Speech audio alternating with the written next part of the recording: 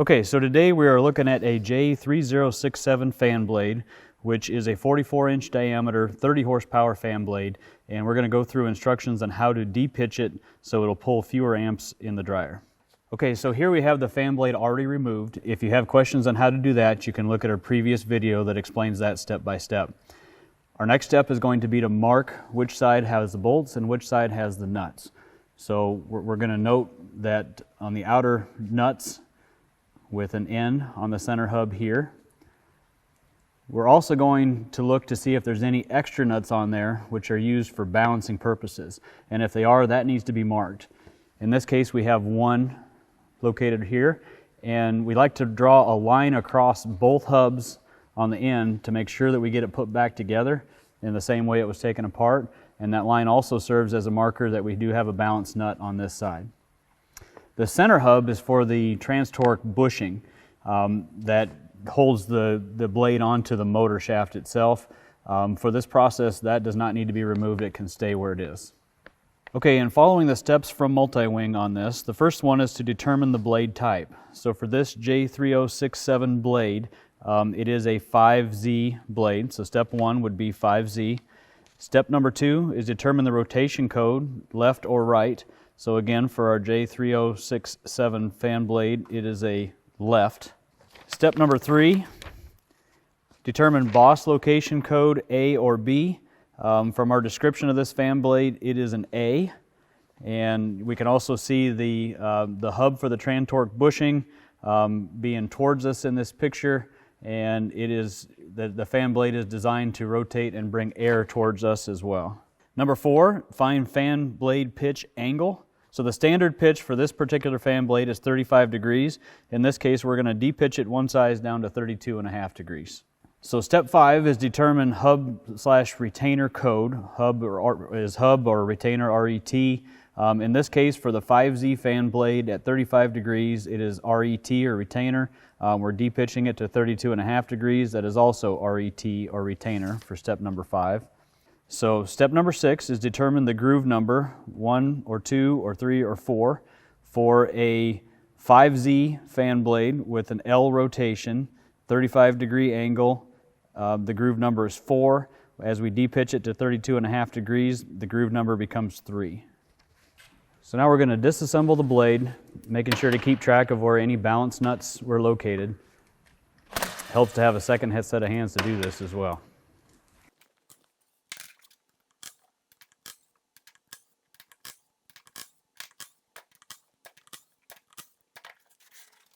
Okay, now we'll move to the outer ring of bolts, and we'll start with the one that has the balanced nut on it to make sure we keep track of that. And we usually do about 3 bolts and then leave one in, and then do the next 3 bolts and leave one in so that the blade is still held together.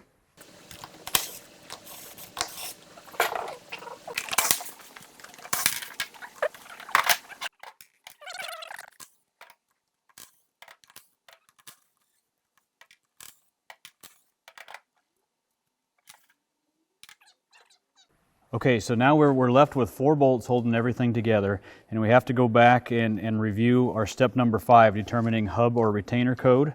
And for the 5Z blade with R or L rotation with boss position A, 35 degrees, is for retainer. So we have the hub side up and the retainer side down. We're using an 8-inch tube to set it on. A coffee can or anything like that is very handy for this. Another nice thing to do is to label each blade 1, 2, 3, and so on through 12, both on the plastic and on the aluminum hub. Just in case things fall apart, we know exactly where they went, and there'll be no question for balance when we put it back together.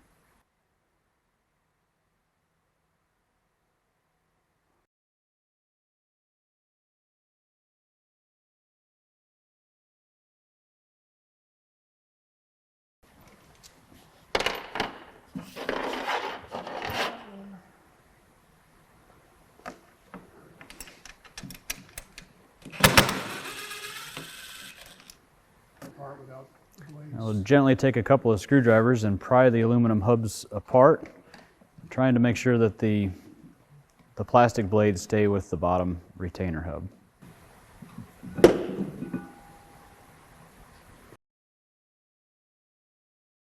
we're going to remove one of the poly blades. Okay, so we're going to change the position of the pin that locates the angle of the blade. And we started out in position number 4, which is just like this one. And we're going to move that pin to position number 3, which is this one right here. We can also see on the end of the blade, 35 degrees is when in position 4 before. We're going to use 32.5 degrees now, which is the second one in, and put it into position 3. Okay, we have one more to do, and you can see this blade has not been done yet, and this blade has. So you can see this one is at a steeper angle, and that one's a little bit shallower, and it's good to, when you get done, to just look at them all and make sure they all look like they're at a similar angle compared to the flat aluminum, to the blade itself, flat aluminum, shallow angle. So we're setting our blade on a flat surface and just looking at the ends of the fins and the centers to make sure everything is touching the concrete at approximately the same angle. That verifies that we got our pitch and our insert pin in the right spot, in a consistent spot for every blade. Now we're going to set our blade back up on the stand and reinstall the rest of the bolts connecting the hubs together.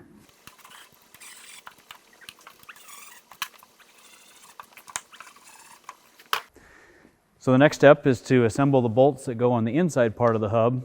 In the same fashion, make sure we have the nuts on the side that the nuts were on and the bolts coming from the side the bolts were originally on. We're going to start them all, and we're going to get them all up snug before we torque.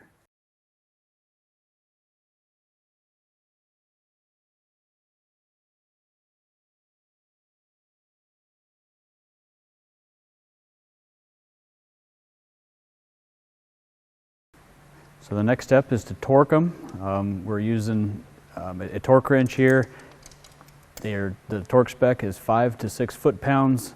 Our torque wrench actually reads in inch-pounds, which would be 60 to 72 inch-pounds.